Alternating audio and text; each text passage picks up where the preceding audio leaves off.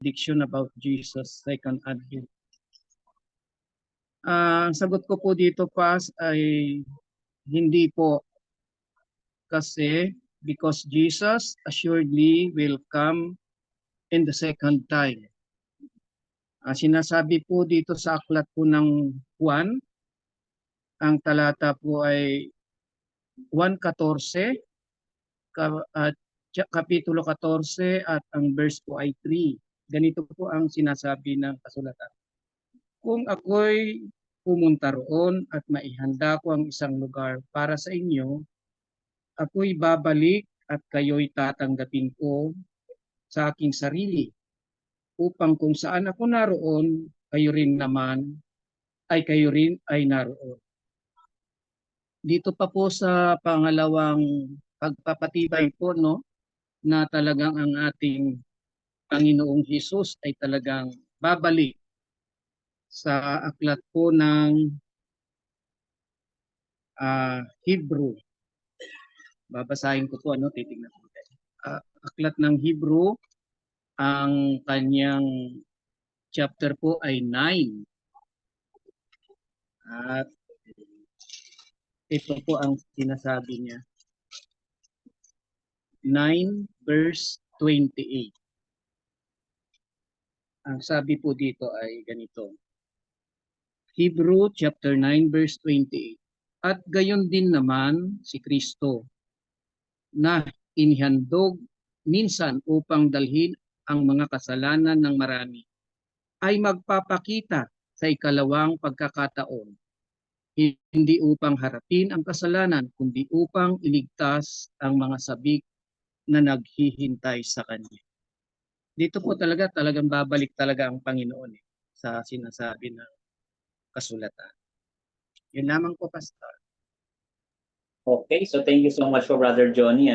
Pakinggan naman natin yung kay Brother June. Okay. So, yung sagot ko nung nakaraan, magdadagdag lang ako. Ang sabi kasi sa 1:17, basahin ko lang yung bandang dulo. Ang sabi dito, ang salita mo ay katotohanan. So, ang tanong dyan, is this verse a full prediction about Jesus' second advent? Hindi po siya, mga kapatid. Tunay po yan kasi sabi ang salita mo ay katotohanan.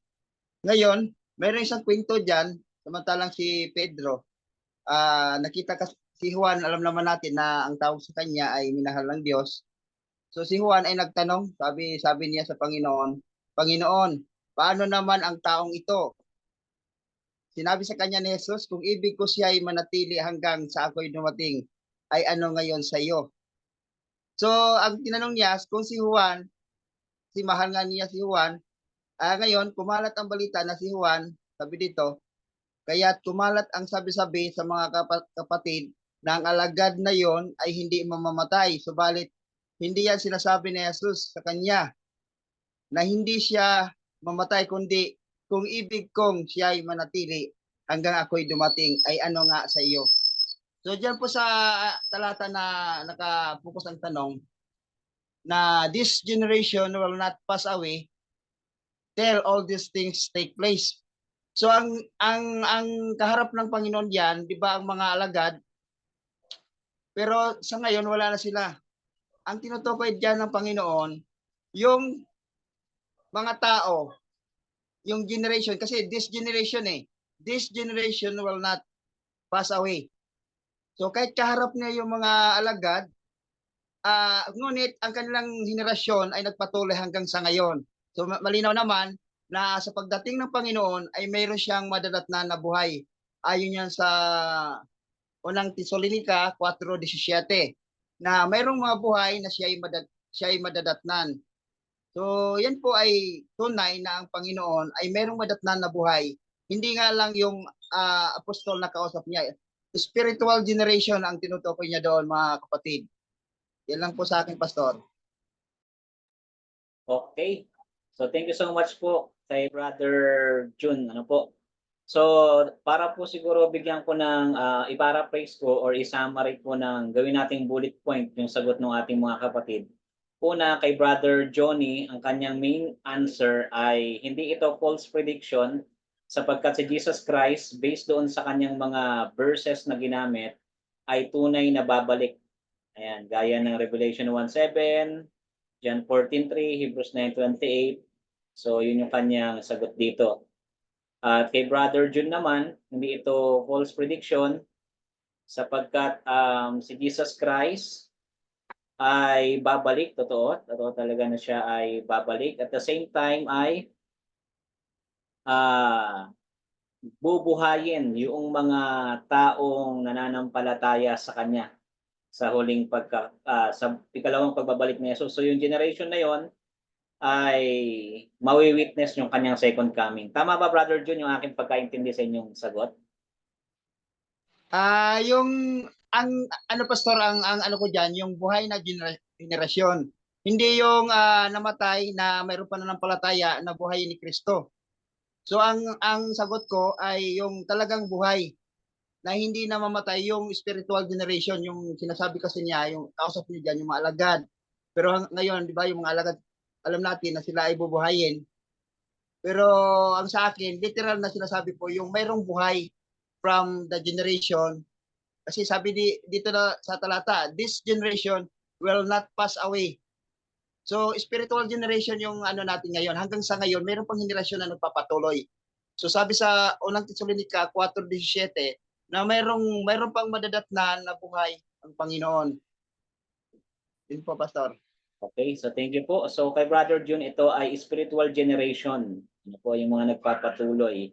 Okay, so makikita natin meron pong meron pagkakaiba ng mga sagot. Okay lang po 'yan kasi sa theology, makikita natin napakarami talagang iba't ibang mga interpretation pagdating sa scripture. Pero it doesn't mean na walang direct stand ang Bible doon. Ano po?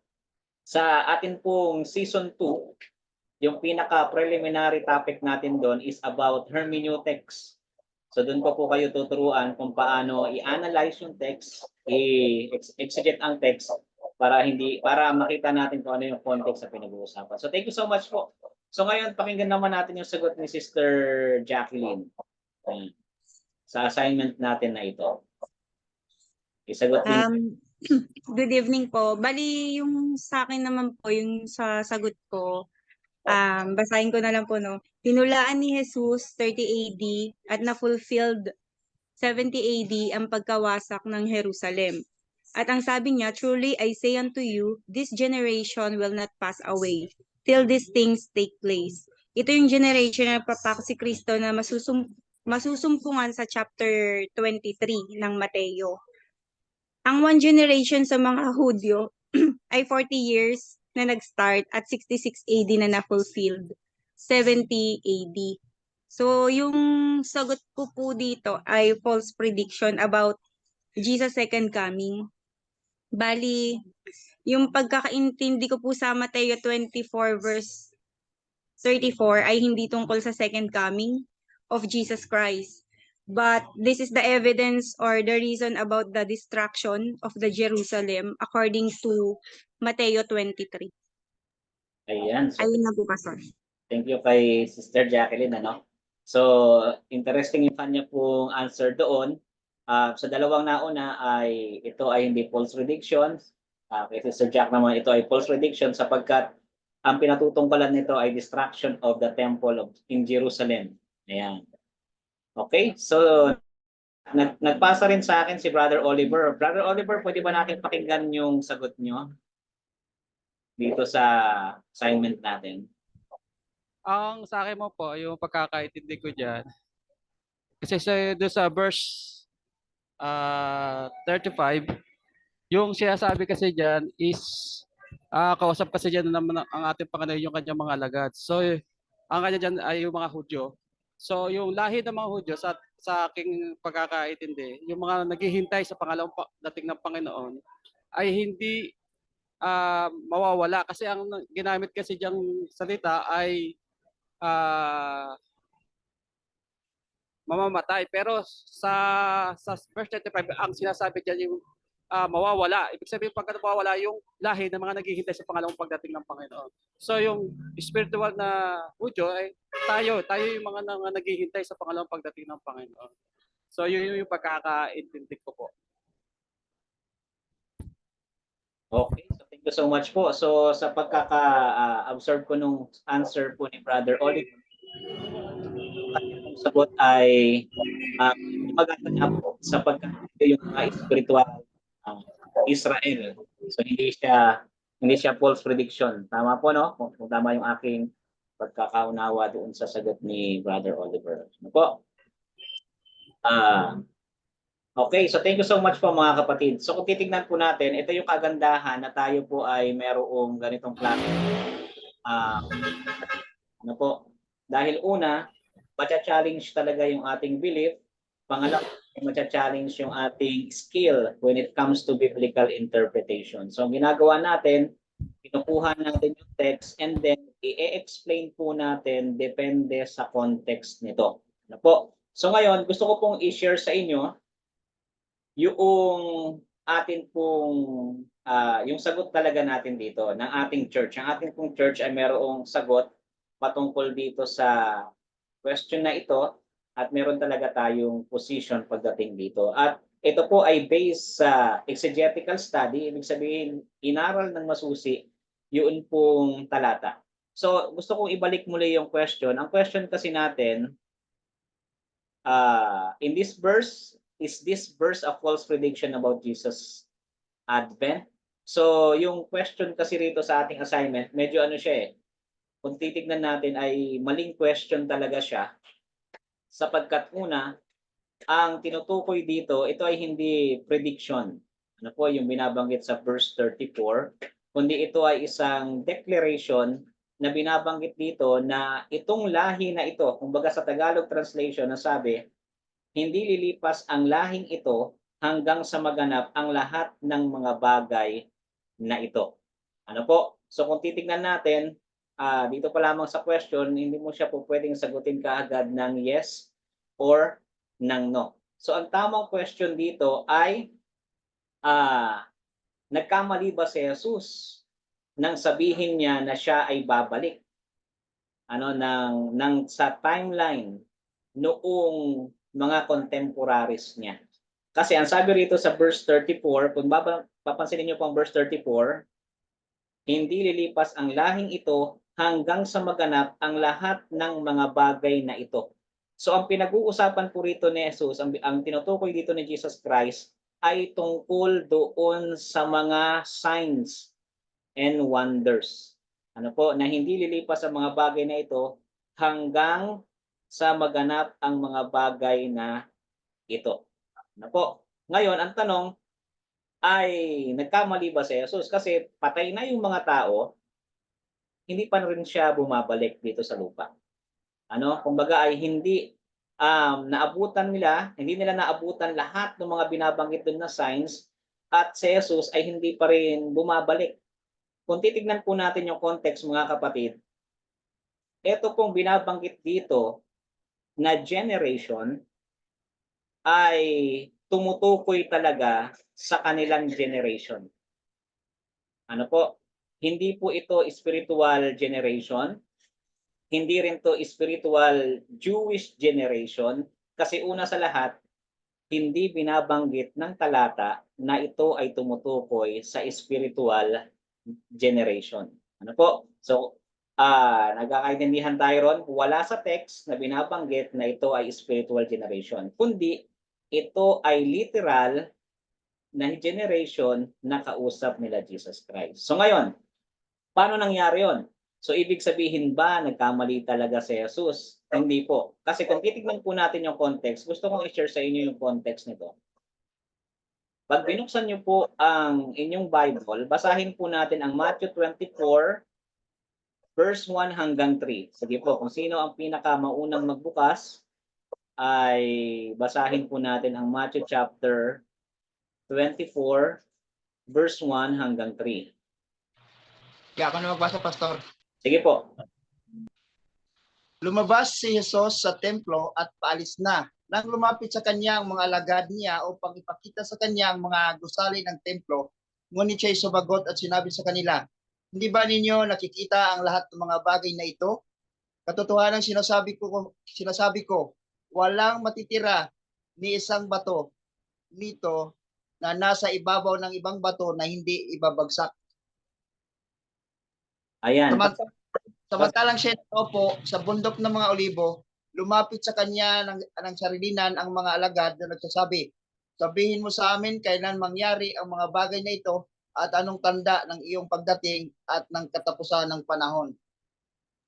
Ayan. Thank you so much po, Brother Jun. Ano? Pansinin niyo po yung conversation ni Jesus Christ sa kanyang mga alagad. Ito, may verse akong papakita. Sabi rito, sa verse 1 hanggang 3, paglabas ni Jesus sa templo, ang kanyang mga disciple ay pumunta sa kanya at ipinakita sa kanya yung building ng temple. Yun ang context. Ipinakita kay Jesus yung building ng temple and sabi ni Jesus sa kanila, do you not see all these things? Kumbaga, ang tinutukoy dito ni Jesus na all these things ay yun pong templo. At itong all these things na ito, very important po rito yung tinatawag nating pag-aaral ng original language. Yung Greek word na ginamit diyan ay tauta na tumutukoy doon sa building ng Jerusalem. Ang sabi ni Jesus, assuredly I say to you, not one stone shall be left here upon another that shall not be thrown down. So, tinutukoy ni Jesus na itong Temple of Jerusalem ay magigiba. Wala ni isa ang matitira dito. And then sa verse 3, pagdating ng verse 3, ang tanong ng kanyang mga alagad ay ganito, tell us, when will these things be? Ano po, napansin nyo dyan yung word na these things? Yan po sa Hebrew yan po sa Greek, gaya po nung binanggit natin, ay tauta. Patungkol ito sa destruction of Jerusalem. Sabi niya, kailan mangyayari ang mga bagay na ito? Yung destruction ng templo sa Jerusalem. At yung second question nila, and what will be the sign of your coming and of the end of the age? So dito mapapansin nyo sa verse 3, merong dalawang questions. Merong dalawang distinct question, pero napag-isa nila sa isang pangungusap. Ang unang question nila, kailan magaganap yung destruction ng temple? Pangalawa, ano yung sign ng ikalawang pagbabalik ni Jesus? Nakukuha po natin, nasusundan niyo po. So sa madaling salita mga kapatid, yung binabanggit ni Jesus Christ pagdating po rito sa may verse 34 na sinabi niya, assuredly I say to you, this generation, ito pong word na this sa Greek, yan po ay tauta. Ibig sabihin, ito pala, itong these things, itong these things, yan. This generation will by no means pass away till all these things, yan, itong all these things na ito yung tauta sa Greek na tumutukoy sa mga events na magaganap bago ma-destruct ang temple sa Jerusalem. Ano po, nasusundan po natin. So sa madaling salita, kung papansinin po natin, maganda yung nabanggit sa atin ni Sister Jack. Ang isang generation po sa Israel ay nagtatagal po siya ng 40 years. Ang temple sa Jerusalem ay nasira noong 70 AD. Yan, 70 AD po siya. Kung titingnan natin, itong pangyayari na ito ay binanggit ni Jesus around 30 to 31 AD. At papatak niya na 40 years, papatak siya ng 70 AD, doon nasira yung temple sa Jerusalem. So sa madaling salita, yung tinutukoy ni Jesus, sabi niya, itong generation na to, tumutukoy sa kanyang mga contemporary generation, mga kausap niya ron, ay hindi sila mamamatay hanggang sa makita nila ang mga bagay na ito. Alin yon? Yung destruction ng temple sa Jerusalem. So yung kanyang mga contemporary, naabutan nila. So in other words, mga kapatid, etong Matthew chapter 24 verse 34 ay hindi talaga siya false prediction about sa coming ni Jesus Christ dahil hindi naman tinutukoy ni Jesus Christ doon yung kanyang pagbabalik, kundi ang tinutukoy niya rito is about destruction of the temple in Jerusalem. Ano po? Pag tinignan po natin yung larger context, yung tinatawag nating larger context, ito pong word na tauta sa Greek or these things, ginamit talaga siya consistently ni Jesus Christ patungkol sa mga Hudyo. Halimbawa na lamang, pagdating po rito sa Matthew chapter 23.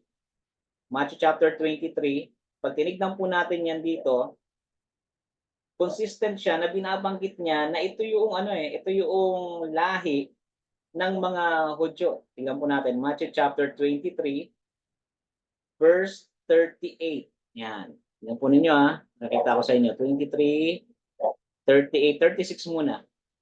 Sabi rito, 36, assuredly I say to you, all these things will come upon this generation. So ang kausap niya rito, yung kanyang mga contemporaries na mga Hudyo. And 38, see, you houses is left to you desolate. Ito yung desolation, lamentation na magaganap sa Jerusalem. So, in other words, mga kapatid, ang tinutukoy dito na these things, ito pong this generation na yon tumutukoy sa contemporary ni Jesus Christ, sa kanyang mga kausap na mga Hudyo, at hindi siya false prophecy about sa second coming ni Jesus Christ, sapagkat ang tinutukoy ng text ay yung pangalawang question ng mga alagad na tumutukoy sa destruction of Jerusalem. Ano po? So I hope na ito po ay maging clear sa atin, para nang sa ganun ay pag natanong tayo patungkol dito, meron tayong magiging biblical at contextual na kasagutan. Ano po? So gagawa rin po ako ng nito, ng word, isasend ko po sa ating GC para maging reference po natin sa atin pong pag-aaral. Ano po? So ngayon, kung meron po kayong clarification, feel free po na magtanong kayo to ask some clarification doon sa ating answer dito sa ating assignment. So thank you so much po sa lahat na nag-participate sa ating pong assignment.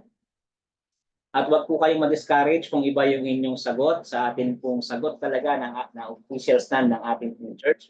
Okay lang po yon dahil tayo nasa process ng pag-aaral. At itong platform natin ay tumutulong sa atin na maunawaan natin kung ano ba talaga ang turo ng Bible. So ngayon, dako po tayo sa atin pong main topic this evening. Ang atin pong pinaka-topic ngayong gabi ay the spirit of prophecy and Ellen G. White. So actually tayo pong mga Seventh-day Adventists is unique dahil tayo lamang yung, siguro meron na rin ilan na may ganitong klase ng doctrine, pero tayo ay merong talaga nito from the very beginning ng ating church. Tayo ay naniniwala sa gift of the Holy Spirit at lalo na rito sa spirit of prophecy. So ngayon, ito yung ating topic, spirit of prophecy and Ellen G. White. Isa sa mga distinct doctrines and belief nating mga Seventh-day Adventists. So ngayon, una sa lahat, para maunawaan natin ito, ay maganda na pag-aralan natin at alamin yung spiritual gift na binabanggit sa Bible. So tandaan natin, ang banal na espiritu ay meron siyang kaloob sa iglesia. At based sa Bible, spiritual gifts originate with the Father and the Son. So basahin po natin ang Ephesians chapter 4, verse 8 and 11. Ayan. So sino po ang unang makapagbubukas? Mari po bang pabasa? Ephesians chapter 4, verse 8 to 11. Siguro i-assign natin sa text na ito ay si Brother June. And then 1 Corinthians 12, verse 11 naman ay si Brother Roland. Ayan. Ephesians 4, si Brother June. 1 Corinthians 12 ay si Brother Roland.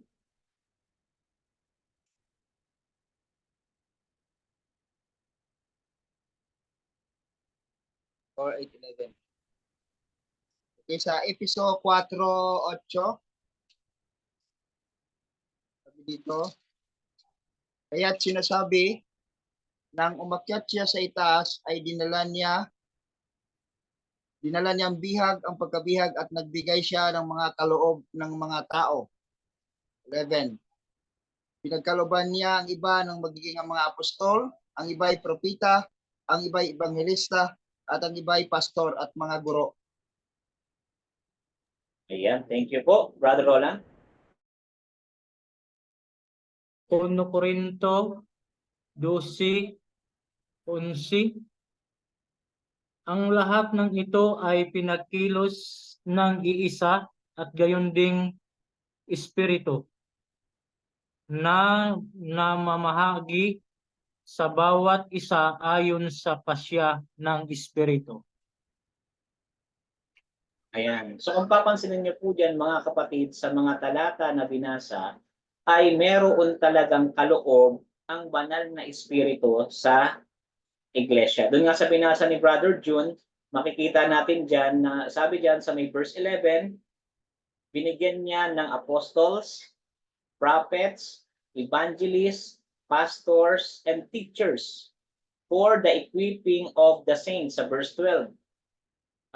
For the building up of the body of Christ. At pagdating naman dito sa may 1 Corinthians chapter 12 verse 11, makikita rin natin diyan na ang Panginoon ay nagbibigay siya ng kaloob. Ano po?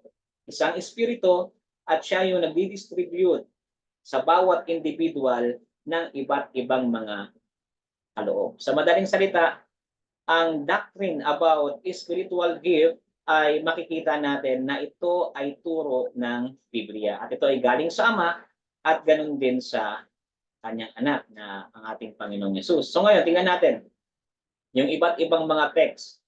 Pag tinignan po natin ang 1 Corinthians 12 verse 8 hanggang 10, ibinigay ng Espiritu ang utterance of wisdom, utterance of knowledge, pagkatapos yung faith, yung gifts of healing, working of miracles, prophecy, various kinds of tongues, interpretation of tongues. Sa Romans chapter 12 naman, makikita natin na meron siyang binigay na prophecy, service, teaching, exhortation, contributing, giving aid, at acts of mercy. And then pagdating sa 1 Corinthians 12 verse 28 to 30, ito na binabanggit yung apostles, prophets, teachers, workers of miracles, healers, helpers, administrators, speakers in tongue, interpretation of tongues. At sa Ephesians naman, ito yung binasa ni Brother June, yung apostle, prophets, evangelists, pastors, and teachers. So dito mga kapatid, kung titignan po natin, yung 1 Corinthians 12 to 8 at Romans 12 verse 6 to 8, in-identify ni Paul yung spiritual gifts. Kung ano yung mga spiritual gifts na ibinigay ng Diyos sa church. Samantalang dito naman sa mga sumunod na mga talata, ay in-identify naman ng Diyos or ni Paul yung mga ministry ng bawat spiritual gifts. Ito yung ministry, itong sumunod na slides natin. Sa umpisa, ito naman yung uri ng spiritual gifts na ibinigay. So, itong mga bagay na ito ay ibinigay ng Diyos sa iglesia para sa ikatitibay ng iglesia. So, yun ang reason kung bakit ito ibinigay ng ating Panginoon. Para saan at saan? Sa ikatitibay ng iglesia. Ngayon, pagdating dito sa nating slide, sabi rito, 1 Corinthians 14 verse 1, sabi nga dyan, pursue love, yet earnestly desire spiritual gifts. So binabanggit dito ni Paul na tayo palang mga mananampalataya, dapat lamang at marapat na ating i-desire na tayo ay pagkalooban ng spiritual gifts. Kaya nga kung titignan natin sa experience ni Timothy, lagi siyang sinasabihan ni Paul na hilingin mo or gamitin mo yung spiritual gifts na ibinigay sa iyo ng banal na espiritu sa pamamagitan ng pagpapatong ng mga kamay. And then sa bandang baba, sabi diyan, but especially that you may prophesy. Or prophesy. So, nasain natin ang spiritual gifts, especially yung panghuhula. So dito makikita natin na ini-encourage ni Paul, lalo na dito sa verses na ito, na tayo po ay i-desire natin yung gifts at pati itong prophecy. Kaya nga si Paul, gaya ng binabanggit ko, ina-admonish niya si Timothy na huwag pabayaan ang kaloob na ipinagkaloob sa kanya ng Panginoon. So ngayon, dahil yung main focus ng ating study is about gift of prophecy, ay dito po tayo iikot. Ano po, sapagkat given naman naniniwala tayo sa iba't ibang mga kaloob ng Espiritu ng propeta, ng pastors, ng teachers, etc. Pero ito yung pinaka-unique at very controversial sa atin. Ano po? So, magkaroon muna tayo ng definition of terms. Yan. So, yung Hebrew words para sa prophet ay tatlo po yan. Yung Jose, Rue, at Nabi. Itong mga words na ito, mga kapatid, ay kadalasan, iisa lang ang translation niyan. Madalas siyang tinatranslate bilang prophet, pero ang pinaka-main translation nitong Jose, halimbawa itong Jose na ito ay seer, o kaya naman Rue ay seer din, or tagakita sa Tagalog. Kaya mapapansin nyo, nung time ni Samuel, nung si Saul, hinahanap niya yung kanyang lost donkey, ang sabi sa kanya ng isang tao, pumunta ka ron, kay Samuel na tagakita, na seer. Seer yung word na ginamit. At yung isa naman, ang pinaka-generic or popular gamitin ay yung nabi. Ang ibig sabihin naman nito ay prophet. Po? So ito yung tatlong words na ginagamit. At kung titignan po natin, mga kapatid, ito pong word na nabi ay ginagamit madalas, at ang salitang ito ay nakaugat sa salitang to announce, sa verb na to announce or magpahayag. Thus, a prophet is an announcer. Sa madaling salita, ang prophet ay isang announcer or one who proclaims a message. Ano po? Isa sa mga example ng word na nabi na makikita natin sa Bible ay yung experience ni Moses and ni Aaron. Ang sabi ng Diyos kay Moses, eto si Aaron, siya ay magiging parang propeta sa iyo at ikaw ay magiging parang Diyos. Kasi ang work dito ni Aaron ay as an announcer. Siya yung spokesperson ni Moses kay Pharaoh. Ano po? Kaya yan yung main na kahulugan ng salitang prophet or nabi, announcer, the one who proclaims a message from God. Hindi palaging about sa prediction or sa mga magaganap sa hinaharap yung binabanggit ng prophet, kundi more on deliberation ng message galing sa Diyos. Yan.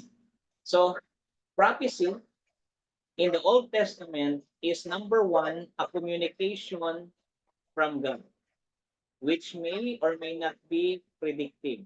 Ano po? So, ang prophecy sa Old Testament, kadalasan mapapansin natin, ito ay communication ng Diyos sa mga tao. Maaaring ito ay prophecy, maaari naman na ito ay hindi prophecy. Kumbaga ay maaaring hindi siya hula sa hinaharap na event. Number two, received by one who has been given the prophetic gift. Ang tinatawag na prophet or nabi sa Old Testament ay yung mga pinagkakalooban ng prophetic gift na ito, and to be proclaimed to a specific audience. So, ang prophet ay meron siyang specific message for specific people for specific time. Although ang message ng Diyos ay timeless, pero kung titignan natin sa context ng Bible, palagi siyang may specific time, specific situation na kinaharap na kinakailangang ipahayag ng propeta ang mensaheng galing sa Diyos. And in larger application naman ito, makikita natin yung ilang mga application niya, mga timeless application niya na applicable hanggang sa panahon natin, yung mga principles. Ano po? Ngayon, sa New Testament, yung word na ginamit na prophet or yung translation ng nabi ay prophetess.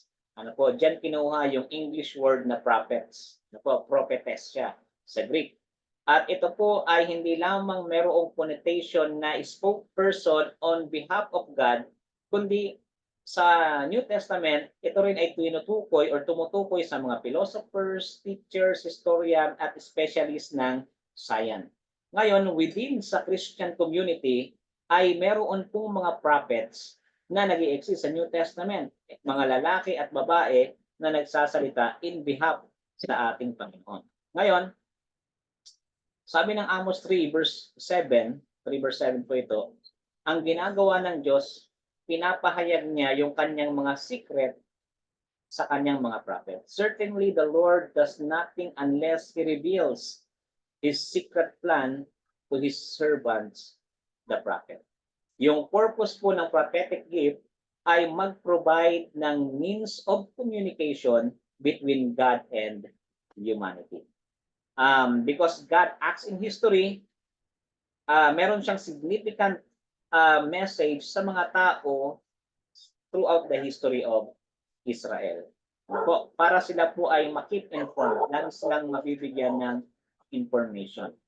So ang function ng gift ay to guide, counsel, exhort, instruct, comfort, unveil the future, reprove, warn of coming judgment, and call to revival, to mention a few. Kasi kung babansinin natin yung mga, nabasa niyo yung mga prophet books, prophetic books sa Old Testament, gaya ni Jonah, ay nagbibigay ito ng ng warning tungkol sa coming judgment. Sinasabi ni Jonah, pag hindi sila nagrepent in 40 days, di ba, wawasakin sila ng Diyos. Ang ginawa ng tao, nagrepent sila, kaya hindi sila nawasak. Sa tayo naman ni Jeremiah, ni Isaiah, lagi nilang sinasabi na manumbalik kayo sa Panginoon, magbago kayo ng inyong mga buhay. So lagi silang meron silang reproof.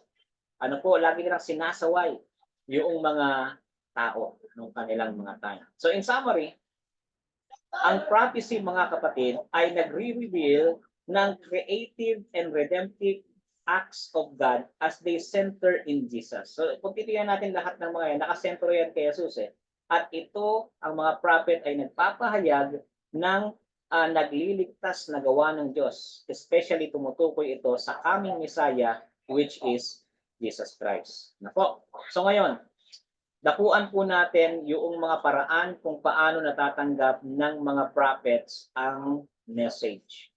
So, natatanggap ng mga prophets ang message, una, through visions and dreams.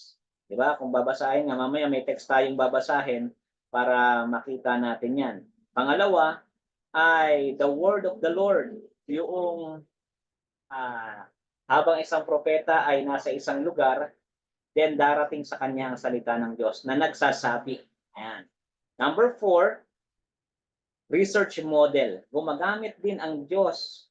Ginaguide niya rin ang mga prophets through research para makita nila kung ano yung sinasabi ng Biblia patungkol sa isang bagay or sa isang pangyayari. And then, number 5, communicating the message. Then number 6 ay illumination. So, takuan natin ito, mga kapatid. Yung una, visions and dream.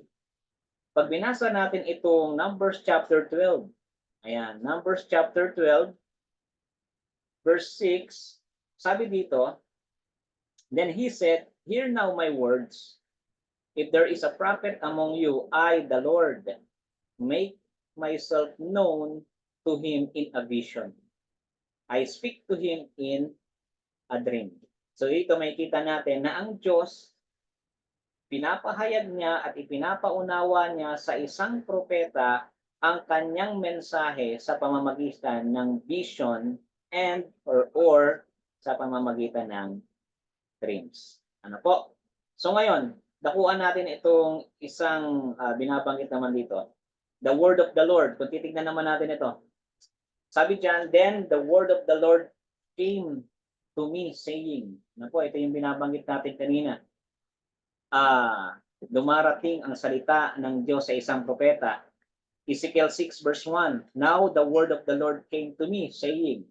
Hosea chapter 1 verse 1. The word of the Lord that came to Hosea the son of Beeri in the days of Uzziah. So dito makikita natin dito sa tatlong mga verses na ito yung sample kung paano dumarating ang salita ng Diyos sa isang propeta. Number 1, vision and dreams. Number 2, nagsasalita ng diretso or tuwiran ang Diyos sa mga propeta. Number 4, through research model. Halimbawa na lamang yung experience ni Luke, ni Dr. Luke. Si Luke, wala siyang na-receive na vision, wala siyang na-receive na salita ng Diyos na nangusap sa kanya. Pero yung aklat ng Lucas ay naisulat niya sa pamamagitan ng kanyang pag-aaral ng mga pangyayaring naganap sa buhay ni Jesus. Kaya sabi niya nga rito, Luke chapter 1 verse 1 to 4, Inasmuch as many have taken in hand to set in order a narrative of these things, yung kwento ng bagay na ito, which have been fulfilled among us, just as those who from the beginning were eyewitnesses, ang mga kinausap niya, in-interview niya ay mga eyewitnesses, and ministers of the word delivered them to us. It seemed good to me also, having had perfect understanding of all things from the very first, to write to you an orderly account. Isinulat niya yung orderly account na ito, most excellent Theophilus, that you may know the certainty of those things in which you were instructed. So sa madaling salita, ang Diyos ay nangungusap din sa pamamagitan ng paggabay niya sa isang propeta or sa isang author gaya ni Apostol Lucas, Dr. Lucas, na mag-gather yung mga tamang information. Ano po? Sabi nga ni Ellen G. White dito sa bagay na ito, God has been pleased to communicate His truth to the world by human agencies, and He Himself by His Holy Spirit qualified men and enabled them to do this work. He guided the mind in the selection of what to speak and what to write. Ano po? So, kahit sa Ellen G. White, nag-a-affirm siya na yung research model gaya ng ginawa ni Luke ay paraan din na ginagamit ng Diyos para mangusap sa isang tao, sa isang propeta, para i-deliver or ibigay yung kanyang message sa sangkatauhan. So, kaya mapapansin nyo, kahit sa Ellen G. White, nagre-research siya. Hindi siya theologian, pero nagbabasa siya ng mga books about theology para ma-express niya yung mga visions na natatanggap niya para maipaunawa niya at mas madaling maunawaan ng mga taong nakikinig at babasa ng kanyang salita. Po, kung dito makikita natin na hindi lamang vision and dreams nangungusap ang banal na espiritu, kundi ang banal na espiritu ay nagga-guide din sa author ng Bible para sa tamang pag-collect at pagpili ng mga information na ginagawa niya sa pamamagitan ng kanyang research. Ano po? So, ngayon, ay dakuan natin ito. Yung sumunod, yung communicating the message.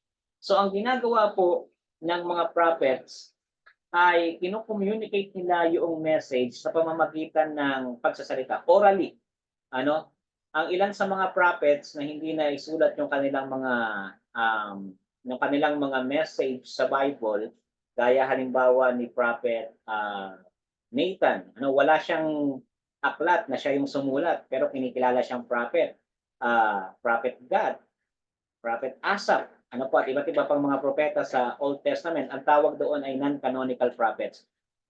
Binubulalas nila, sinasalita nila, sinasabi nila yung mensahe. Ganon din, kahit kay Jeremiah, sinasabi niya rin. Then, minsan, in the form of letter, gaya ng ginawa ni Jeremiah doon sa mga nasa Babylon, sinulatan niya para malaman nila kung ilang taon sila mag-i-stay sa Babylon, di ba? Sinulatan niya yon.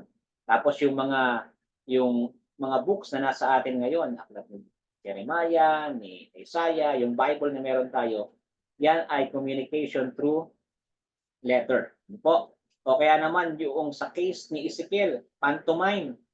Pag binasa natin ang Ezekiel chapter 4 verse 5 and verse 12, yun ay isang expression. May kita natin na pino-communicate ng Diyos yung message niya kay Ezekiel, at si Ezekiel pino-communicate niya yung message ng Diyos sa mga tao sa pamamagitan ng mga strong emotions and act para maunawaan nila kung ano yung message na nanggagaling sa Diyos. Pag binasa Ezekiel chapter 4 verse 5, talagang expression siya ng mga pangyayari na magaganap. Ano po? Then, literary assistant. Ibig sabihin nito, ang mga authors ng Bible, hindi lahat sila yung mismong sumulat ng kanilang aklat.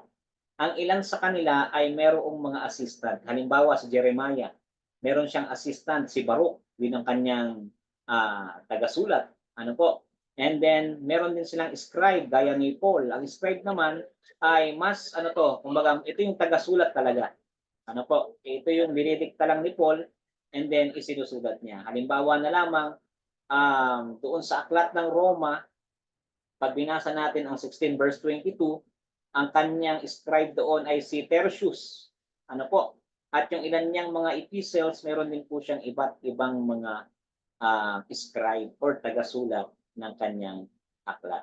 Ano po? So, yun yung ilang paraan. Illumination. Sabi naman dito, the gift of prophecy is given for the edification of the church. Ibinigay ang gift of prophecy para sa ikatitibay ng iglesia. As the Spirit reveals messages, the prophet communicates this to the people so they will know the will of God.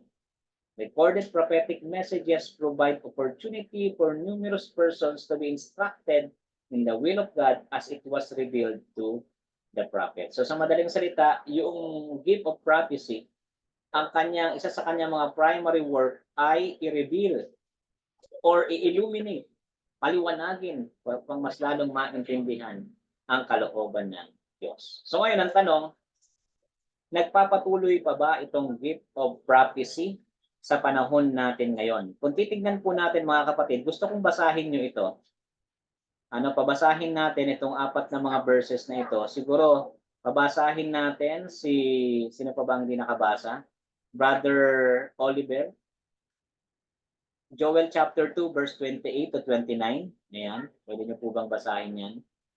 And then Matthew chapter 7 verse 15. To 23, pabasahin naman natin dito, Sister Jacqueline. Then kay Sister Donna, siguro, etong First Corinthians chapter 1, verse 6 to 8, kahit yun lang muna. And then, kay Brother Albert, itong Revelation 19, verse 10. Sige po. Pwede pong pabasa. Pastor, sa iba na lang. Nasa labas kasi ako ng naka-duty pa ako. Sige, kay Brother Johnny na lang yung Joel chapter 2, verse 28 to 29.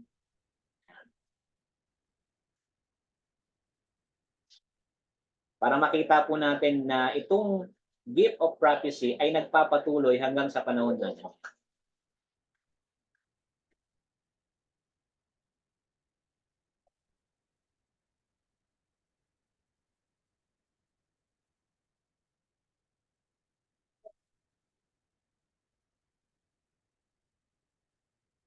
Wala po ba, Brother Johnny, sa inyo itong Joel 2, 28 to 29? Tapos, siguro basahin muna natin ang Matthew 7, verse 15 to 23. Ayan na, sige, yung Joel muna si Brother Johnny. Joel 2, chapter 2, verse 28 to 29. At mangyayari pagkatapos nito, na ibubuhos ko ang aking spirito sa lahat ng laman.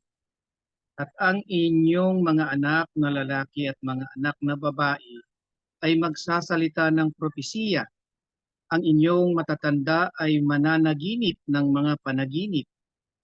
Ang inyong mga kabataang lalaki ay makakakita ng mga pangitain. Verse 29. At maging sa mga lingkod na lalaki at babae, ay ibubuhos ko sa mga araw na iyon ang aking espiritu. Ayan. So, thank you so much, Brother Johnny.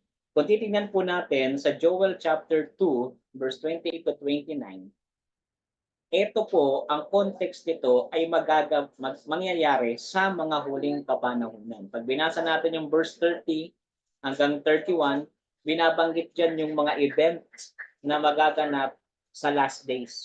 So, ibig sabihin, meron tayong evidence from Joel chapter 2 na in the last days, ang sabi nga dito, ang inyong mga anak na mga lalaki at babae ay manghuhula. Ang mga lalaki ay magkakaroon sila ng mga dreams. Yung mga young men will see visions. Yung mga female servants will pour out my spirit in those days. At isa sa mga kaganapan nito noong Pentecost, experience ng mga alagad, yung tinatawag nating early rain.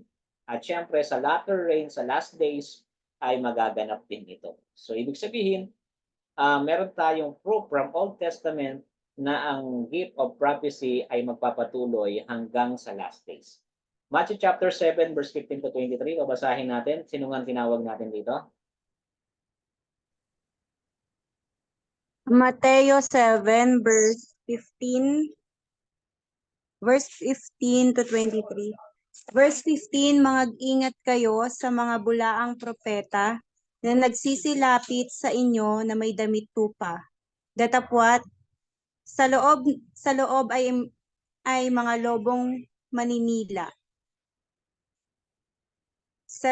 Verse 16, sa kanilang mga bunga ay inyong mga kikilala sila, nakapuputi baga ng mga ubas sa mga tinikan o ng mga igos sa mga dawagan. Gayon din naman ang bawat mabuting punong kahoy ay nagbubunga ng mabuti, datapwat ang masamang punong kahoy ay nagbubunga ng masama. Verse 18, hindi maaari na ang mabuting punong kahoy ay magbunga ng masama, at ang masamang punong kahoy ay magbunga ng mabuti. Bawat punong kahoy na hindi nagbubunga ng mabuti ay pinuputol at inihahagis sa apoy. Verse 20, kaya't sa kanilang mga bunga ay mga kikilala ninyo sila. Hindi ang bawat nagsasabi sa aking Panginoon, Panginoon, ay papasok sa kaharian ng kalooban ng aking Ama na nasa langit. Marami ang mga nagsasabi sa akin sa araw na yaon, Panginoon, Panginoon, hindi baga nagsipanghula kami sa inyong pangalan, at sa pangalan mo'y nagpapalayas kami ng mga demonyo, at sa pangalan mo'y nagsigawa kami ng maraming gawang kapangyarihan. Verse 23, at kung magkagayoy, ipinapahayag ko sa kanila, kailanmay hindi ko kayo nakikilala. Magsilayo kayo sa akin, kayong manggagawa ng katampalasanan. Ayan. So thank you so much po. Kung papansinin niyo po yung verse, yung chapter 7, verse 15 to 23, binabanggit dyan ni Jesus Christ na mag-ingat tayo sa mga false prophet. Matthew 24:24, ganun din. Mag-ingat kayo sa mga false prophets. Sa madaling salita, kung may false prophets, meron ding totoong prophet. At ang sabi nga sa may bandang dulo, verse 21, hindi ang lahat na nagsasabi, Panginoon, Panginoon, ay papasok sa kaharian ng langit, kundi ang gumagawa ng kalooban ng Ama na nasa langit. At verse 22, many will say to me on that day, Lord, did we not prophesy in your name? Di ba nanghula kami sa iyong pangalan? So, in last days, mga kapatid, ay meron pa rin continuity of prophetic gift. Ayan. So, dito naman tayo sa 1 Corinthians chapter 1, verse 6 to 9. Sister Donna ata ang tinawag ko rito. Kronika yan, Pastor, no, sa Tagalog? Korinto po, Korinto. Korinto, mga taga-Korinto, sorry. Ito pala. 1 Corinthians chapter 1 verse 6 to 8 ay ito. Kagaya ng pagtotoo ni Kristo na pinagtibay sa inyo. 7, kaya't kayo'y hindi nagkukulang sa anumang kaloob habang kayo'y naghihintay sa pagpapakita ng ating Panginoong Hesukristo. 8, siya rin ang magpapalakas sa inyo hanggang sa katapusan na hindi masusumbatan sa araw ng ating Panginoong Hesukristo. Ayan. Thank you so much po. Pansinin niyo po yung verse 7. Sabi diyan na kayo ay hindi magkulang ng kaloob ng banal na Espiritu. So that you are not lacking in any gift. Diba? Hindi kayo magkulang. Ano ba yung gift ng banal na Espiritu? Pag binasa natin Ephesians chapter 4, verse 11 to 13, kasama dyan ang gift of prophecy. Then, evidence from John, Revelation 19, verse 10. Pwede bang pabasa, Brother Albert?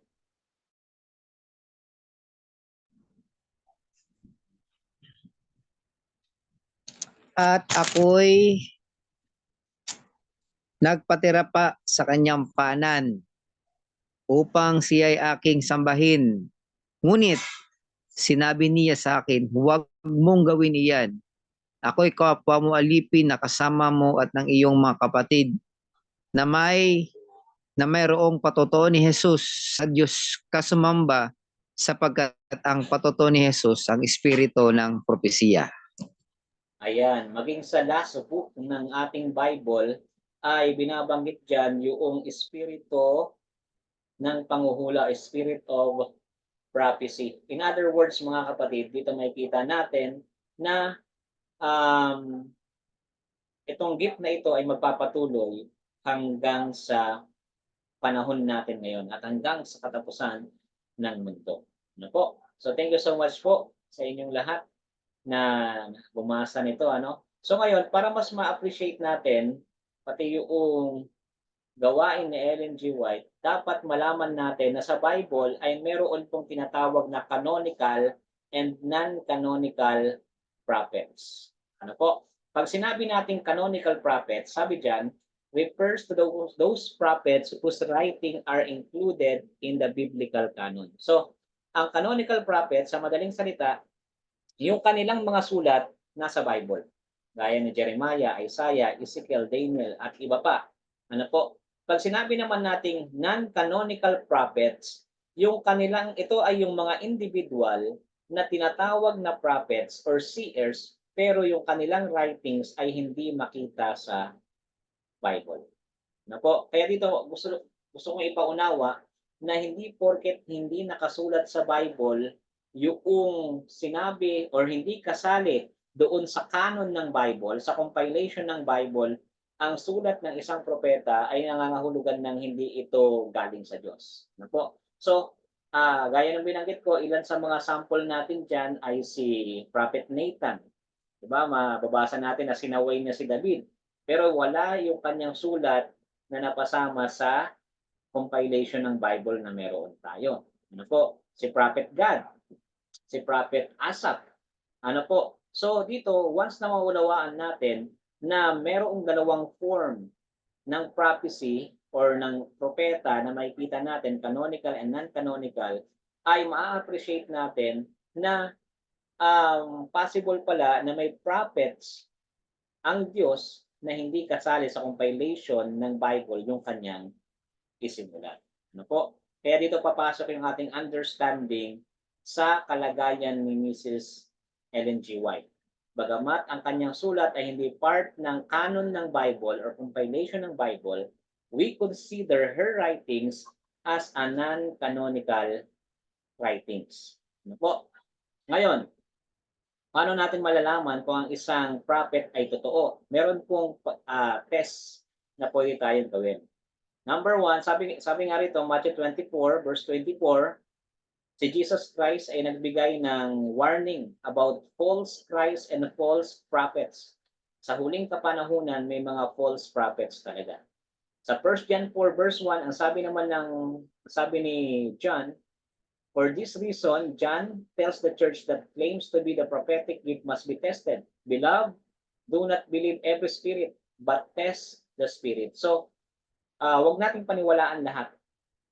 Ang dapat natin gawin ay subukin natin ang spirit. Ibig sabihin, huwag tayong magpapaniwala sa sinasabi ng isang propeta, i-test muna natin kung yun ba ay talagang prophets na galing sa Diyos o isang false prophet. Dito, pinapakita rin sa atin na huwag nating i-reject kaagad ang isang tao na nagkiklaim na siya ay prophet, kundi i-test muna natin kung siya ba ay galing sa Diyos. So ito yung apat na testing or measurement na ginagamit natin to test an individual kung siya ba ay isang prophet. Number one, does the message agree with the Bible? Ibig sabihin, yun bang sulat niya or message niya ay in accordance or in harmony sa Bible? Kapag ang isang prophet, ang kanyang sulat or ang kanyang turo ay laban sa turo ng Bible, yun ay false prophet. Halimbawa, ang tinuturo ng isang prophet na nagpapakilala na wala ng Sabat, kaya sabi ng Bible, may Sabat, false prophet kagad yun.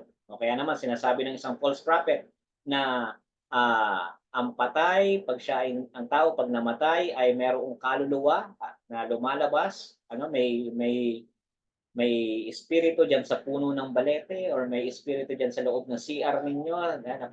Narinig ko sa KMJS doon daw nananahan sa CR ang mga kaluluwa kasi malamig. Diba? Kapag ganun ang turo, wala sa Bible, false prophet ka agad yun. Then number 2, do the prediction come true? Kapag ang kanyang prediction hindi nagkatotoo, false prophet yan. Number 3, si Christ ba ay kinikilala bilang nagkatawang tao? Ano kapag hindi niya kinikilala si Kristo bilang Diyos na nagkatawang tao, false prophet yan. Halimbawa, ang Iglesia ni Kristo, si Manalo, ang paniniwala nila si Jesus ay tao lang talaga. So nire-reject nila yung idea ng incarnation. Kasi ang incarnation dapat meron siyang prior state ng kanyang being bago siya naging tao. Nako, so sa kanila tao lang talaga si Jesus. Kaya dito yon, papasok din dito. Nire-reject nila yung teaching ng Bible na ang Kristo ay Diyos na nagkatawang tao. Number 4, does the prophet bear good or bad fruit? Ito yung binasa kanina sa Matthew chapter 7, ng prophet ay makikilala sa kanyang bunga. Yan. So nakuha natin yung una. Sabi nga ng Bible, Isaiah 8:20, to the law and the testimony, if they do not speak according to this word, it is because there is no light in them. So malalaman natin na siya ay sa Diyos sa pamamagitan ng kautusan at ng patotoo. Dapat in harmony ang kanyang turo sa Bible. Ngayon, may mga cases na yung isang false prophet ay seemingly parang tama yung kanyang prediction. Parang lang, pero hindi natin masabing 100% na accurate. Ngayon, kapag ang isang prophet seemingly nagkatotoo yung kanyang hula, it doesn't mean nasa Diyos na siya kaagad. Dapat i-test pa rin natin kasi ang sabi nga sa atin ng Deuteronomy chapter 13, basahin nyo mamaya, Deuteronomy 13 verse 1 hanggang 5. Kapag ang isang prophet nagkatotoo yung kanyang hula, pero pinakilala kanya sa ibang Diyos, kay Baal o sa ibang mga Diyos-Diyosan, ayan po ay hindi galing sa Diyos. Hindi yan galing sa Diyos na gumawa ng langit at ng lupa. Dapat siyang batuhin at patayin sa ayon sa Deuteronomy 13, verse 1 to 5. Ano po? So, dapat ito ay in harmony with the Bible. Sabi nga ni Ellen G. White, since it was the Spirit of God that inspired the Bible, it is impossible that the teaching of the Spirit should ever be contrary to that of the Word. Ibig sabihin, dahil ang nag-inspire sa author ng Bible ay ang banal na Espiritu, at ang nag-i-inspire doon sa isang prophet ay ang Holy Spirit din, dapat in harmony yung teaching. Walang contradiction. Halimbawa na lamang doon sa number 1 natin, sabi nila bakit daw yung aklat ni Baruch o kaya naman yung aklat ni Gospel of Mary, bakit daw hindi sinasama sa Bible? Kung titingnan natin yung mga apokrypha, na yon ay nagpo-contain siya ng mga teaching na against sa previous revelation. Kaya hindi siya tinatanggap. Ang apokrypha nagtuturo ng almsgiving para sa salvation. Nagtuturo din ito ng soul, ng immortality of the soul. Kaya ang Bible talagang napaka monotheistic nito. Kumbaga ay holism ang turo ng Bible. Kaya kontra na agad ang mga apocryphal books sa Bible natin. So number 2, yung prediction ba ay nangyayari? Deuteronomy 18:21 to 22. Sabi rito, if you say in your heart, how shall we know the word which the Lord has not spoken? When a prophet speaks in the name of the Lord, if the things does not happen or come to pass, that is the thing which the Lord has not spoken. The prophet spoken it presumptuously, you shall not be afraid of him. Pag hindi nangyari yung kanyang hula, hindi siya sa Diyos. Jeremiah 28 verse 9, as for the prophet who prophesies of peace, when the word of the prophet comes to pass, the prophet will be known as one whom the Lord has truly sent. So malalaman natin, ang isang prophet ay sa Diyos kapag nangyari yung kanyang hinula. Number 3, is Christ's incarnation recognized? Sabi ng 1 John 4 verse 1 to 3, minamahal, do not believe every spirit, but test the spirits whether they are of God, because many false prophets have gone out in the world. By this, you know the Spirit of God. Every spirit that confesses that Jesus Christ has come in the flesh is of God. Kapag kino-confess nila na nagkatawang tao ang Kristo, sa Diyos yun. And every spirit that does not confess that Jesus Christ has come in the flesh is not of God. Kapag hindi sila naniniwala na nagkatawang tao ang Kristo, hindi yan sa Diyos. And this is the spirit of the Antichrist, which you have heard. was coming and is now already in the world. Ano po? Itong ano na ito ay napakalawak nito. Ano, sapagkat dapat ay yung lahat ng katuruan patungkol kay Kristo ay tinatanggap ng propetang ito. Ano po, dapat naniniwala siya na si Jesus ay truly God and truly human, na siya ay nag-i-exist throughout eternity, kapantay siya ng Ama. Ibig sabihin, yung katuruan patungkol kay Jesus, dapat lahat ng yon na binabanggit ng Biblia ay tinatanggap ng isang propeta. Number 4, malalaman nyo sila sa kanilang mga bunga. Ito yung binasa kanina, na by their fruit, malalaman ninyo kung siya ba ay sa Diyos o siya ay hindi sa Diyos. Po, sa bunga, siya ba ay nagbubunga ng maganda o siya ba ay nagbubunga ng hindi maganda? Ang impression ba niya sa mga tao, sa public ay maganda, o siya ay nagpapakita na parang siya ay representative hindi ng Diyos kundi ng Diablo? Po. So, nagpasan na natin ito, nakuha na natin ang patungkol kay Ellen G. White sapagkat ito yung isa sa pinaka exciting part ng atin pong lesson ngayon pong gabing ito. So, si Ellen White, mga kapatid, ay ito yung ilan sa mga biography patungkol sa kanya. Una, si Ellen G. White at ang kanya pong kambal ay pinanganak noong November 26, 1827. May kambal po siya, ang pangalan ay Elizabeth. Ano po, ang kanilang magulang ay si Robert and Eunice Harmon, at si Ellen G. White po at the age of 9, approximately siya po ay grade 3 that time, ay nagsuffer po siya ng severe injury sa muka dahil yung isang classmate niya ay naghinagisan siya ng bato sa muka. At siya po ay 3 weeks siyang unconscious. And then nung nagkamalay siya, unti-unti po siyang nakarecover pero mahina yung kanyang pangangatawan. Kaya hindi po siya nagkaroon ng proper na pag-aaral. Ano po, kumbaga na lang siya, self-taught o kaya ay sa bahay na lang siya nag-aaral. Ano po? At sa Ellen White, yung silang dalawa ng kambal niya ay pangalawa. Dalawa sila sa 8 magkakapatid. Po.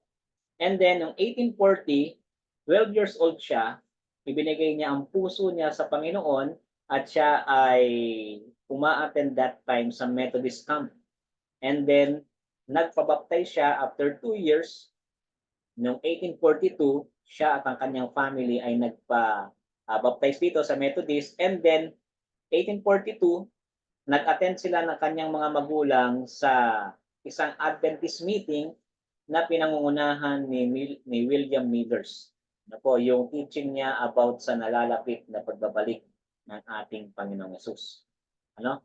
At ngayon, ang nangyari po niyan, nung hindi dumating ang ating Panginoon noong 1822, 1844, si Ellen White kasama ng ilang mga Adventist believers, pinag-aralan nila ulit ang Bible, yung prophecy. Nanalangin sila at humingi sila ng guide sa Panginoon patungkol doon sa mahihirap na bagay patungkol sa prophecy. Po. And then, great disappointment, 1844. And then, habang sila po ay nag-aaral ng Bible, noong December 1844, siya po ay nakatanggap ng kanyang unang vision po noong December 1844. Nakita niya yung stare galing sa Diyos, pinakita rin sa kanya yung disappointment na nagawa, na nangyari, na doon nila naunawaan na yung nangyari pala noong 1844 ay tama yung date, mali lang yung event na kanilang inaantay. Sapagkat yung hula sa Daniel chapter 8 na darating si Jesus, ang tama palang interpretation doon ay 1844, noong October 22, si Jesus ay aakyat, lilipat magmula sa holy place patungo sa most holy place para gampanan yung kanyang intercessory work sa Ama para sa mga tao. Yun na rin yung umpisa ng tinatawag nating investigative judgment. Po. So, yung kanyang na-receive doon ay pasimula pa lamang ng almost 2,000 visions na kanyang natanggap for 70 years na siya po ay nabuhay bilang isang prophet.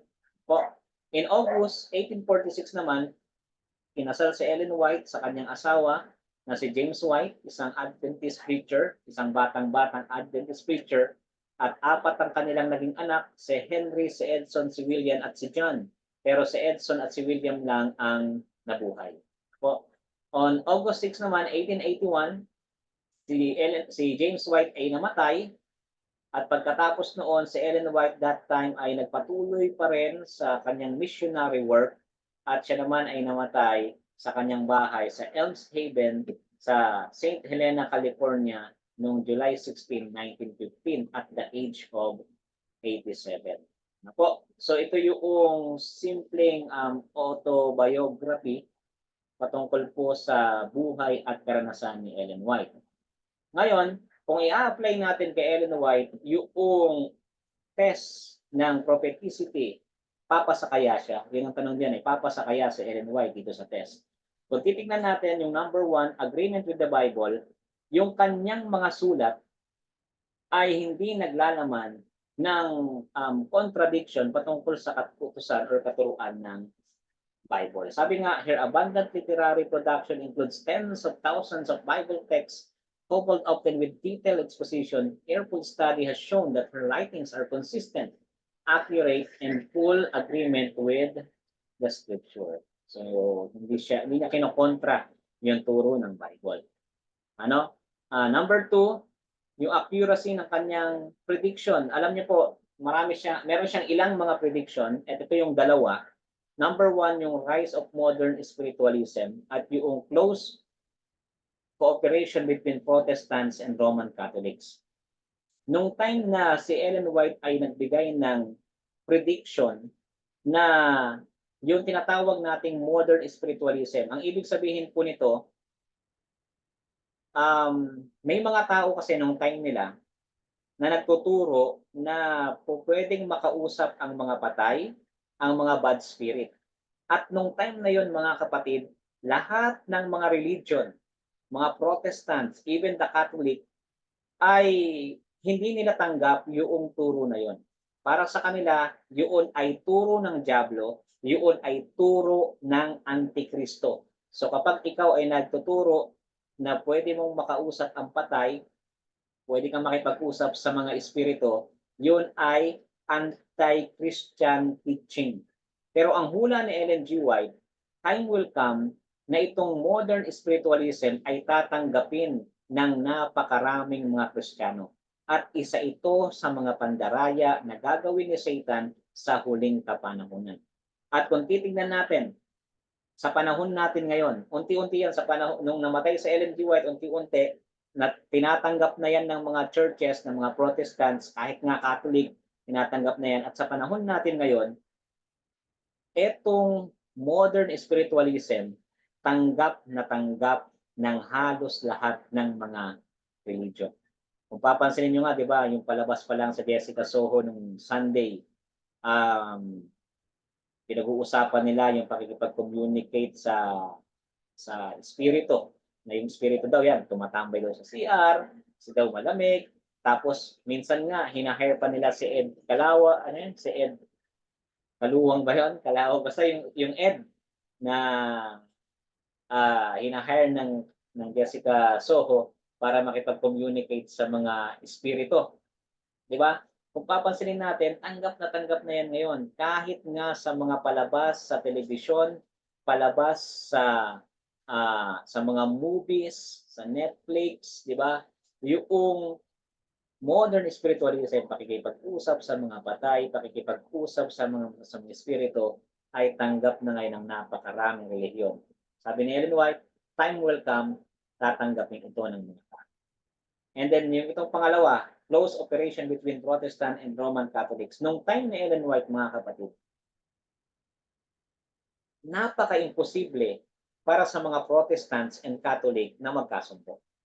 Ibig sabihin, meron talagang malaking pagitan, malaking tawag rito ay hidwaan or gulf. Talagang malaki yung gap. Hindi mo iisipin na magkakasundo ang mga Protestant and Catholic during their time. Pero si Ellen White ay nagbigay ng kanyang prediction na time will come, ang gap na ito between Roman Catholic and Protestants ay unti-unting mawawala hanggang sa sila ay magkaisa. At kung titignan nga natin, actually meron nga ako ilang mga books na nabasa noon, parang recent lang, 1996, ay nagkaroon ng ecumenical. Ang mga Protestants and Catholic ay nagkakasundo na, unti-unti na nagkakasundo na. Yung reason kung bakit humiwalay ang Protestant sa Catholic dahil nga sa mga maling turo ay parang nawala na. Yung 95 theses na nilagay ni Martin Luther sa simbahan ay parang nabaliwala na yung rason kung bakit humiwalay ang mga Protestant. At ngayon, unti-unti silang nagkakaisa. Ano po? So sa madaling salita, ay yung hula ni Ellen White patungkol dito sa dalawang bagay na ito, the rise of modern spiritualism at yung pagkakasundo ng Protestant and Roman Catholic ay nakita natin ngayon sa panahon natin na talagang maganda. So, sa test number 2, si Ellen G. White ay nakapasa. Number 3 tayo, application of prophetic test. Yan. So, kung titignan natin, sabi nga rito, the acknowledgement of Christ, incarnation. Itong number 3 na ito, ay sa sulat ni Ellen G. White, talagang mababasa natin na kinikilala niya na ang Kristo ay nagkatawang tao. Hindi lamang yon, kinikilala ni Ellen G. White sa kanyang mga sulat na si Kristo ay Diyos na nagkatawang tao. Na siya ay namatay, muling nabuhay, at umakyat sa langit, at muling babalik para tayo ay kanyang tubusin. So sa madaling salita, Ellen G. White acknowledged that Christ came to the flesh and is truly God and truly man. So kung babasahin nga natin yung kanyang sulat na Desire of Ages, makikita niyo doon yung kanyang sulat patungkol sa buhay ni Jesus. Sabi nga, her book, The Desire of Ages, has been acclaimed as one of the most spiritual treatises ever written on the life of Christ. While Steps to Christ, her most widely distributed book, has led millions to deep relationship with Him.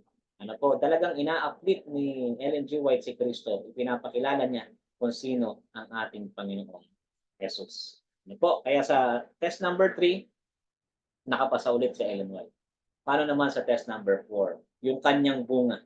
Kung titignan po natin yung influence ng kanyang buhay, at ng kanyang ministry sa church at sa mga tao na nakabasa ng kanyang counsels, ay makikitaan natin ng malaking impact po sa kanilang pamumuhay. At ang sabi nga rito, she was the working force behind the establishment of the church publishing work, schools, medical missionary work, and the worldwide missionary outreach that has made the Seventh-day Adventist Church one of the largest and fastest growing Protestant missionary organization. So in other words, yung kanyang buhay, mga kapatid, naka-impluwensya ng maganda sa napakaraming mga tao. At di ba nga, ngayon, uso ngayon yung sinishare ng ating mga kapatid tungkol sa statement na ginawa ni Dr. Willie Ong, na isa sa pinakamahabang buhay ay ang mga Seventh-day Adventists, di ba? Doon sa California, pinag-aralan nila. So talaga makikita natin yung bunga ng buhay ni Ellen White at ng kanyang mga turo ay nagpapakita sa atin na siya ay isang propeta na galing sa Diyos. Ano po? So, ngayon, sa madaling salita, meron tayong good reason to believe that Ellen G. White is a prophet, comes from the Lord. Ngayon, paano natin inuunawa yung sulat ni Ellen G. White at yung relationship nito sa Bible? Una sa lahat, mga kapatid, tayong mga Seventh-day Adventists, we do not regard the writings of Ellen G. White as an addition to the sacred canon of the Scripture. Ibig sabihin, hindi natin pinapangaral na siya ay part ng canon, ng compilation ng Bible. Kundi ang pagkilala natin kay Ellen G. White, gaya ng ating nabanggit kanina, siya po ay non-canonical prophet. Gaya ng ilang mga propeta sa Bible na hindi kasama sa compilation ng Bible ang kanilang sulat, pero ang authority nito ay galing sa Diyos. Number 2, we do not think of them as a universal application as is the Bible, but particularly for the Seventh-day Adventists, Church. Ano po, yung sulat niya ay specifically isinulat para sa ating mga Seventh-day Adventists. Ano po? Kaya nga sabi ko kanina, ang mga prophets ng Old Testament, sila ay may specific message for specific people for a specific time. Meron din kay Ellen G. White. Ito ay specifically for the Seventh-day Adventists, pero yung application nito, kung tatanggapin ng marami, ay para sa lahat. Number 3, that we do not regard them in the same sense as the standard by which all other writings must be judged. Seventh-day Adventists uniformly believe that the writings with the book of Revelation, Holy Scripture, which stand alone and unique as canon as Scripture flows. So, sa madaling salita, hindi natin kinikilala ang kanyang sulat with the same sense of authority ng Bible. Sa atin, ang highest authority natin, Bible pa rin. Sa madaling salita, ating ginajudge, sinusukat yung kanyang sulat based sa standard ng panukat ng Bible. Po. Kaya nga, sabi rito, we hold that all other writings and teachings from whatever source are to be judged by and are subject to the Bible. Lahat ng sulat, kahit sulat ni Ellen White, subject yan sa authority ng Bible. Dapat i-test natin sila sa authority ng Bible, which is the spring and norm of the Christian faith. We test the writing of Ellen White by the Bible, but in no sense do we test the Bible by her writings. Well, I hope na yan ay malinaw sa atin.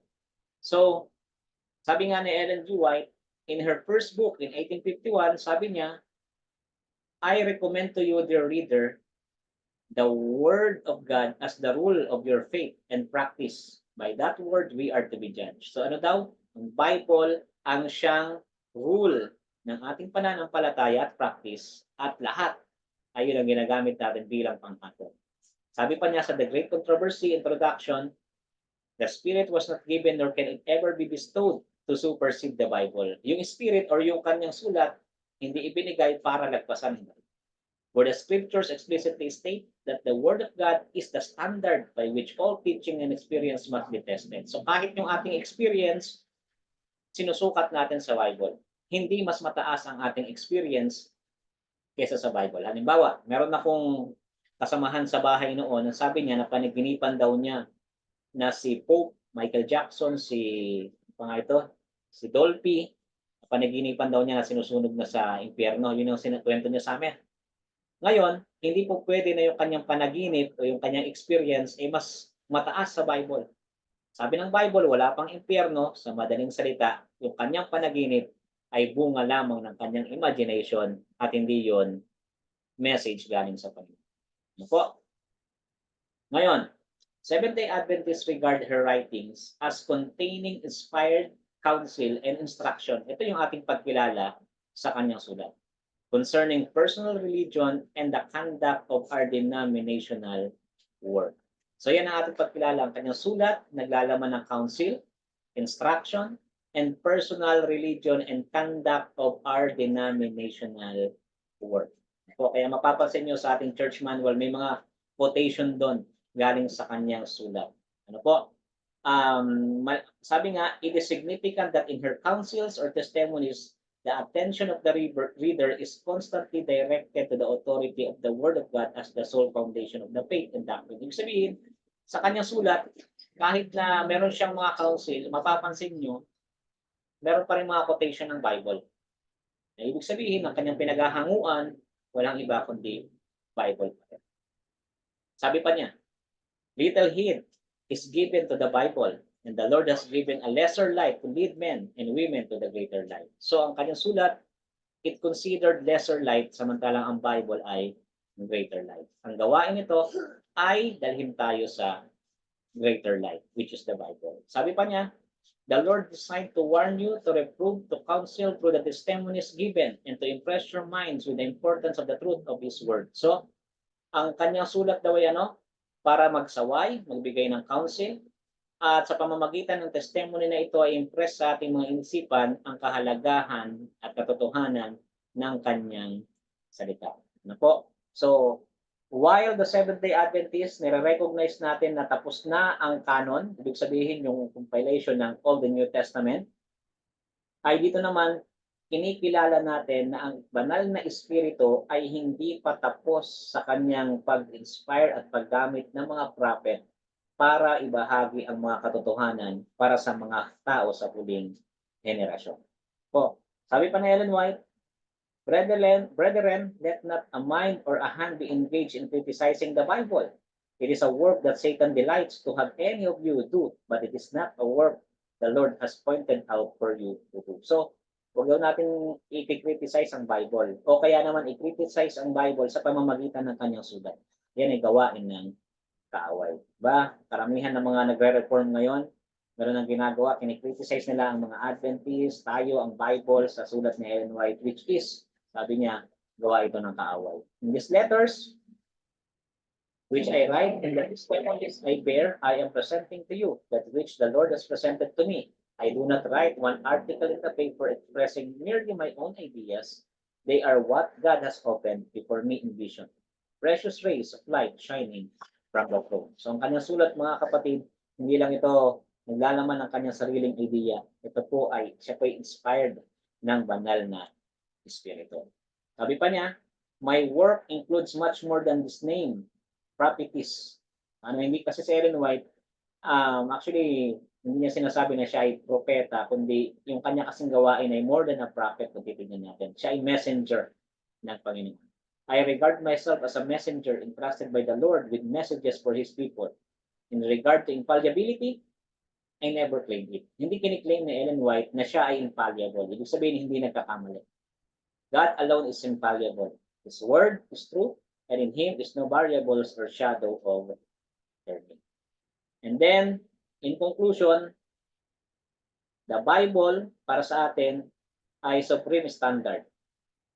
Yung kanyang sulat ay guide sa Bible, guide in understanding the Bible, and a guide to apply the Bible principles. Kaya tayo bilang mga Seventh-day Adventists, mga kapatid, pag may nag-claim dyan na siya ay propeta, hindi natin basta-basta itataboy, sasabihin, hindi yan totoo. Ang gagawin natin, itetest natin siya. Kasi sa uling kapanahunan, sabi sa atin, ay i-test natin ang bawat espiritu, bawat nag-claim na sila ay propeta. At sa huling panahon, gaya ng binabanggit sa Revelation, ay merong mga prophets talaga na lilitaw. Kaya, i-test natin kung siya ba ay isang propetang galing sa Diyos. Sabi nga, believe in the Lord, your God, and you shall be established. Believe His prophets, and you shall be prospered. So, ito po yung end ng ating presentation ngayon pong gabing ito. Kung kayo ay may question, feel free to ask questions, mga kapatid. May question po ba tayo? Bago tayo dumako sa ating group discussion. Yan. Meron ba kayong gustong linawin sa ating presentation about the spirit of prophecy and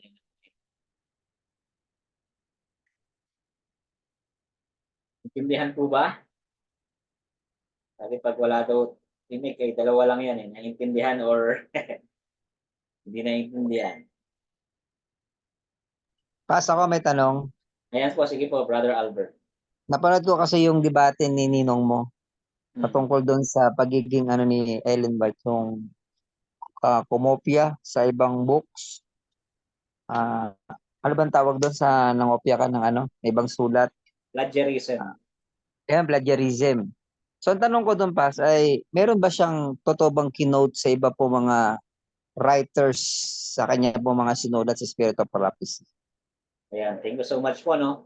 Actually, yung tanong nyo, yan po ay assignment ninyo. Sige po. Para ma-challenge kayo na i-research. Kasi ilan sa mga accusation against Ellen G. White, siya ay nangopya lang sa ibang mga. Yan. So, yun yung sasagutin ninyo sa inyo pong assignment. Ayan. Okay. Thank you, Brother Albert, sa iyong question. Alang, yan ay part ng ating assignment. So, any question pa po? Isa lang naman ang assignment yun lang.